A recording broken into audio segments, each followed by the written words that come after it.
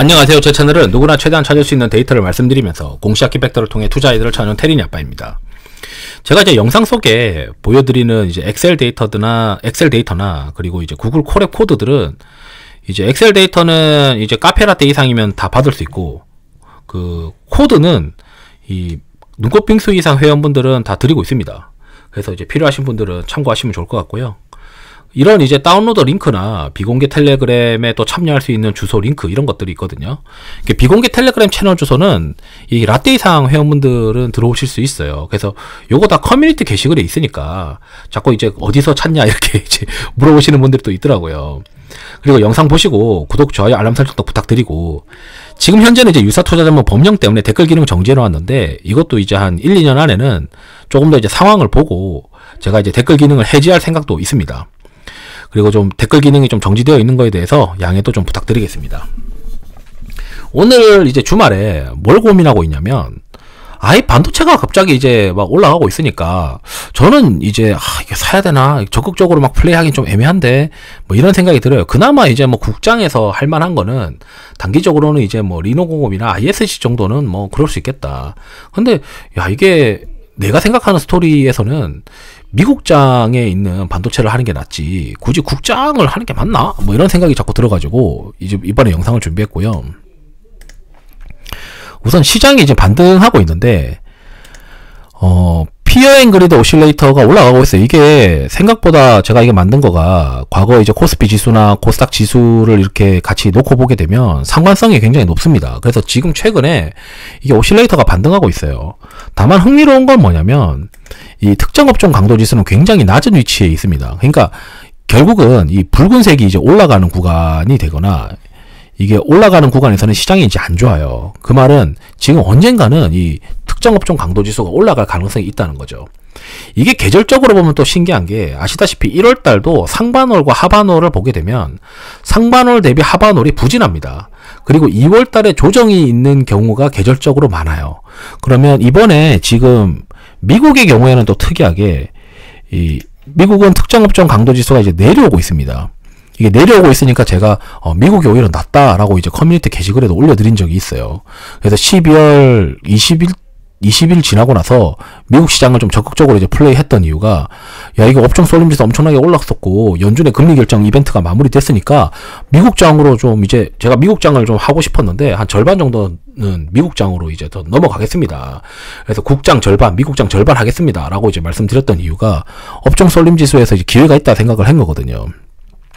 그래서 들어가고 나서 벌써 수익 나고 있더라고요. 다행히. 이게 떨어졌음에도 불구하고 전 자산 배분이랑 섞어서 하니까, 그리고 종목들을 좀 찍어서 하니까 나쁘진 않았는데, 이게 이제 더 떨어질 거예요. 그러면은 이제 제가 생각하는 시나리오는, 지금 현재 한국장은 정치 리스크의 어떤 해소 덕분에 바스켓으로 들어오는 외국인의 어떤 매수가 반도체를 좀 끌어올렸다라고도 생각을 하고 있고, 요게 이제 한 전저점 부분까지 미국이 떨어지고 그 사이에 한국이 뭐 지지부진하게 아래쪽에 있다가 미국이랑 한국이 다 같이 위로, 이 붉은색이 위로 올라가는 구간이 1월 말부터 있지 않을까? 안 그래도 이제 1월 15일, 10일, 15일, 30일 이렇게 뭐 고용, 그 다음에 물가, 그리고 연준의 금리 결정까지 이벤트가 이제 산적해 있으니까, 그리고 1월 20일 날 이제 트럼프가 백악관에 취임하잖아요. 그럼 시장에서 생각하는 게, 야, 이거 한번 주식 팔고 난 다음에 이 관세나 이런 것들이 어떻게 시장에 영향을 주는지 보고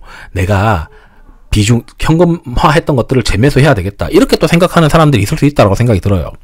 그래서 이제 시장 자체의 어떤 견인 효과로 반도체가 올라가는 것도 단기적으로는 좀 한계에 있을지 않을까. 물론 이제 금요일날 미국장이 좋았었기 때문에 2025년 1월 4일날 지금 이 영상 찍고 있으니까 다음 주까지는 반도체가 괜찮을 수는 있어요. 근데 그거는 저는 이제 너무 이제 거기에 같이 혼동돼가지고 적극적으로 플레이하는 건 좀 아닐 수도 있겠다, 이런 생각들을 하고 있습니다.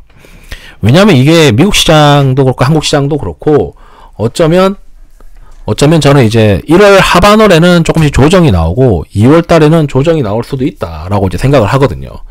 그리고 이제 또 뭘 보고 있냐면, 이제 요걸 보고 있어요. 이게 반도체의 분기 단위로 국내 애널리스트들의 추정치에 대해서 이 매출액 증가율 YY를 그린 건데, 여기 왼쪽 위에 보면 잠깐 애기가 와가지고 일단 녹음을 하겠습니다. YY로 보게 되면 이게 좀 반등해요. 이게 반등을 하는 모습들 때문에 시장에서는 이거를 그래도 이제 턴어라운드 할 수 있지 않을까? 이런 생각을 하고 있는 것 같아요. 그러니까 미국 시장에서 그렇고 한국 시장도 어떻게 반도체는 6개월 또 선행한다. 뭐 이런 이제 로직이 있으니까 지금부터 또 봐야 된다. 뭐 이런 로직도 틀린 건 아닌데 저는 이제 수출 데이터를 굉장히 선호하니까 이 수출 데이터를 좀 같이 보도록 하겠습니다. 이게 수출 데이터를 제가 일평균 수출 데이터로 이제 환산한 거예요. D램의 수출 데이터를 일평균으로 환산해서 보게 되면 이 파란색이 YY로 80%를 찍고 나서 계속 내려오고 있습니다. 그래서 지금 현재 이 30%대까지 이제 내려와 있는데 저는 이제 이 주가의 어떤 상황이랑 봤을 때 요게 이제 반도체 수출 증가율이랑 그 다음에 이 삼성전자예요. 이거 삼성전자의 주가랑 삼성전자가 대표적인 레거시니까 삼성전자의 주가와 일평균 수출의 YY 증감률을 보게 되면 이게 지금 상황에서는 아직 바닥이 나왔다라고 보기 어렵거든요. 보통 마이너스 구간으로 한번 들어가기 시작해야 이게 삼성전자도 바닥이 나오고 레거시 쪽에서 바닥이 나오는 거기 때문에 국내 반도체 기업들은 대부분 다 레거시와 연동되는 어떤 흐름을 가질 수밖에 없기 때문에 저는 이제 D램의 어떤 실질적인 매수가 1분기는 지나야 되지 않을까 이런 생각 하거든요. 왜냐면 여기 수출 금액을 보시게 되면 1분기 지나고 나면 2024년 기저가 점점 올라갑니다. 2024년 5월, 6월부터. 그래서 1분기 지나고 나서 5월, 6월부터는 어쩌면 기저가 점점 전년 기저가 높아지니까 이 수출 데이터가 점점 이 붉은색이 떨어지게 되고 거기에 같이 뭔가 주가가 과거에 연동됐었으니까 또 연동되지 않겠냐. 그래서 1분기 지나야 이제 반도체가 찐이지 않을까? 이런 생각을 하고 있어요. 1분기나 2분기는 지나야. 그래서 그때가 최악일 때 매수를 해야 된다라고 생각하지 지금은 그냥 제가 생각했을 때는 CES 2025에서 엔비디아나 이런 쪽에서 뭔가 발표가 기대가 되니까 요 데이터 여기서 뭔가 그 AI와 관련해서 흥미로운 것이 있지 않겠냐 이런 기대를 가지고 주식이 이제 좀 올라간 거 아닌가 이런 생각을 해요. 그러면 2025년 1월 7일부터 1월 8일 한국 시장으로 1월 8일일 텐데 차익 실현이 나올 가능성이 좀 높다고 생각해요. 반도체 쪽에서도. 왜냐면 AI 쪽으로 뭔가 발표를 했는데 그게 과연 레거시 쪽에 그 큰 폭의 영향이 있을까 그건 잘 모르겠고 결국 이제 여기 이런 발표나 이런 것들에 대해서 국내 시장들은 실적으로 연결될 가능성이 좀 낮다고 생각하면은 세론이 나올 가능성이 높고 미국 시장은 오히려 뭐 TSMC나 또는 이제 뭐 엔비디아나 또는 브로드컴이나 뭐 이런 기업들이 오히려 더 견고하게 움직이지 않겠냐. 그래서 지금 반도체는 레거시의 어떤 수출 데이터를 봤을 때, 레거시와 관련된 D램 수출 데이터를 봤을 때는 좀 더 기다려야 되지 않냐, 국내 시장은. 그리고 오히려 지금은 미국 거를 하든지, 그나마 국장에서 그래도 할만할 수 있는 것들이, 뭐 수급 오실레이터나 뭐 이런 것들을 좀 고려를 해서 봤을 땐, 제가 봤을 때는 뭐 ISC나 리노공업은 이제 뭐 온디바이스 AI나 또는 저기 GPU나 이런 거와 연동되어 있는 어떤 테스트가 있는 게 ISC고 그다음에 온디바이스 AI와 관련된 게 좀 리노공업 쪽이니까 이 정도는 좀 뭐 그래도 뭐 반등을 하더라도 뭐 나름 합리적이네 이런 생각을 할 수 있지 않나 이런 생각도 듭니다. 그래서 결론하면은 저는 이제 아직은 잘 모르겠다. 막 반도체를 주력 업종으로 만들거나 그럴 상황은 아닌 것 같다.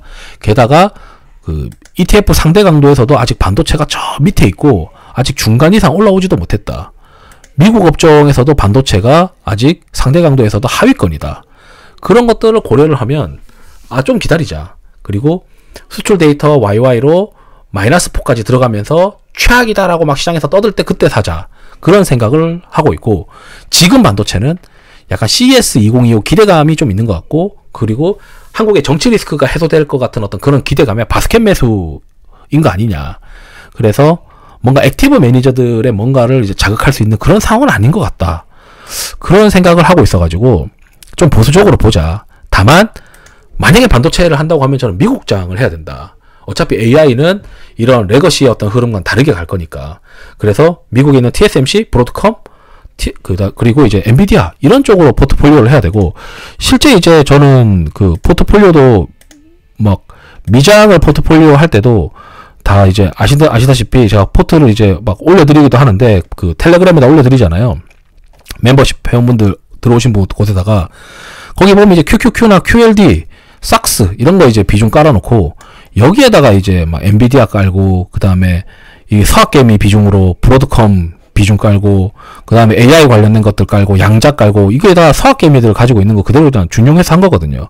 거기에 제가 고른 거는 뭐 TSMC ADR로 이제 체크업해서 이제 한 건데 그 다음에 이제 애플이 이제 뭐 AI 쪽으로 이제 결국 프로그램이 이제 막 나오고 이러면은 그 아시아 지역 쪽으로도 나오게 되면은 더 이제 판매가 늘지 않겠냐. 그 다음에 서비스 매출 늘지 않겠냐. 뭐 이런 개념으로 지금 접근하고 있지. 국장의 이제 레거시 관련된 것들은 결국 지금 아직까지는 수출 데이터가 좀 삐리하기 때문에 더 기다려야 된다. 이렇게 이제 말씀을 드리고 싶고, 그래서 국장이 어떤 반도체에 너무 과몰입돼서 플레이하는 거는 아닌 것 같다. 뭐 이걸 전 주장하고 싶어서, 제가 틀릴 수도 있지만 데이터 상으로는 이렇게 나오고 있으니까 이렇게 생각합니다. 라고 말씀드렸습니다. 이상으로 영상 마치도록 하겠습니다. 투자에 도움 되시길 바랍니다. 감사합니다.